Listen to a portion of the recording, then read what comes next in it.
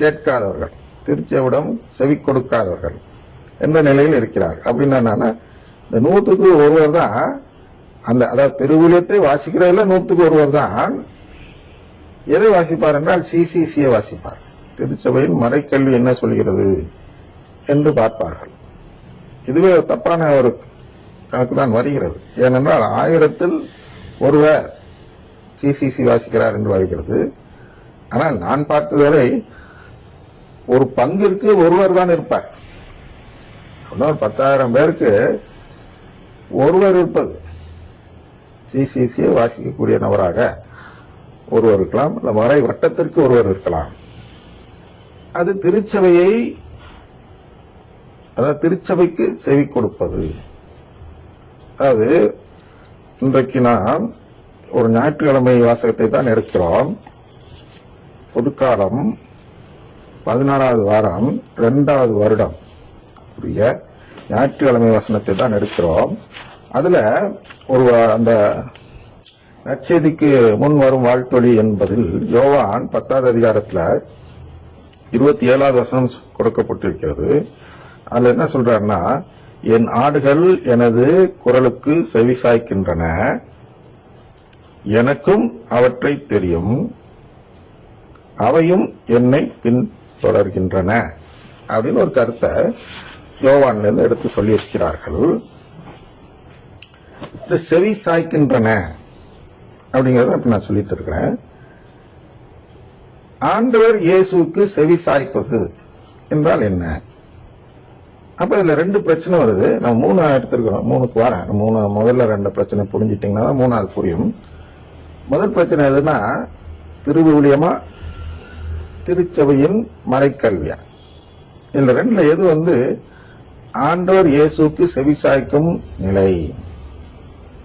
அருங்குடை இயக்கத்தினர் கேட்டோம்னா அவங்க உடனே ஒரே நொடி பொழுதில் சொல்வார்கள், திருவிழியம் தான் சிறந்தது, திருவிழியத்துக்கு தான் நாம் செவி கொடுத்தால் இயேசுக்கு செவி கொடுப்பதாக பொருள்படும் என்று அருங்குடை இயக்கத்தினர்கள் சொல்வார்கள். அப்ப மறைக்கல்வி என்ன செய்கிறது? இதெல்லாம் ஏற்கனவே பல முறை பார்த்திருக்கிறோம், இருந்தாலும் இப்பொழுது பார்த்துக் கொள்வது நல்லது. நாம் ஏற்கனவே பார்த்தோம், திருவிழியத்தில் அனைத்தும் ஓமைகளாக இருக்கின்றன, ஏன்னா இவங்களுக்கெல்லாம் புரியக்கூடாது என்று அவர் சொல்வதை பார்த்தோம் அல்லவா? அதாவது மார்க்கு 4வது அதிகாரத்தில் வாசித்து காட்டுகிறேன். மத்தேயு லூக்ல எல்லாம் இருக்கிறது, மத்தேயு 13, லூக்கு 8ல எல்லாம் இருக்கிறது. இருந்தாலும் மார்க் 1 வாசித்தால் இப்போதைக்கு போதும். சொல்றார் 10ல இருந்து வாசிக்கிறேன். அவர் தனிமையான இடத்தில் இருந்தபோது அவரை சூழ்ந்து இருந்தவர்கள் 12 சேர்ந்து கொண்டு ஓமைகளை பற்றி அவரிடம் கேட்டார்கள். அதற்கு இயேசு அவர்களிடம், இறையாட்சியின் மறைபொருளை அறிய உங்களுக்கு கொடுத்து வைத்திருக்கிறது, புறம்பே இருப்பவர்களுக்கோ எல்லாம் ஓமைகளாகவே இருக்கின்றன. பாருங்க, திருவிழியம் தான் சிறந்தது என்று நான் ஒரு முடிவு எடுப்பேன் என்றால், அதற்கு முன்பு நான் ஒரு முடிவு எடுக்க வேண்டும். என்ன எடுக்க வேண்டும் என்றால், இறையாட்சியின் மறைபொருளை நான் அறிந்தவனா? இந்த ஓமைகளுக்கெல்லாம் எனக்கு விளக்கம் புரியும் விதத்தில் எனக்கு இறையாட்சியின் மறைபொருள் விளக்கப்பட்டு தெரியப்படுத்தப்பட்டு இருக்கிறதா கடவுளால்? ஏன்னா அது சொல்றார் அடுத்து தொடர்ந்து 12, எனவே அவர்கள் ஒருபோதும் மனம் மாறி மன்னிப்பு பெறாதபடி. பாருங்க, எவெல்லாம் திருவிழியம் தான் சிறந்ததுன்னு சொல்றானோ அவன் இதுல மாட்டிக்கிறதுக்கு 99% வாய்ப்பு இருக்கிறது. எதுல மாட்டிக்க? திருவிழியத்தில் பொருள் புரியாமல் நாம் வாசித்து வந்தோம் என்றால் நாம் ஓமைகளை தான் தெரிந்து கொள்வோமே தவிர இறையாட்சியின் மறைபொருளை அறிந்திருக்க வாய்ப்பில்லை.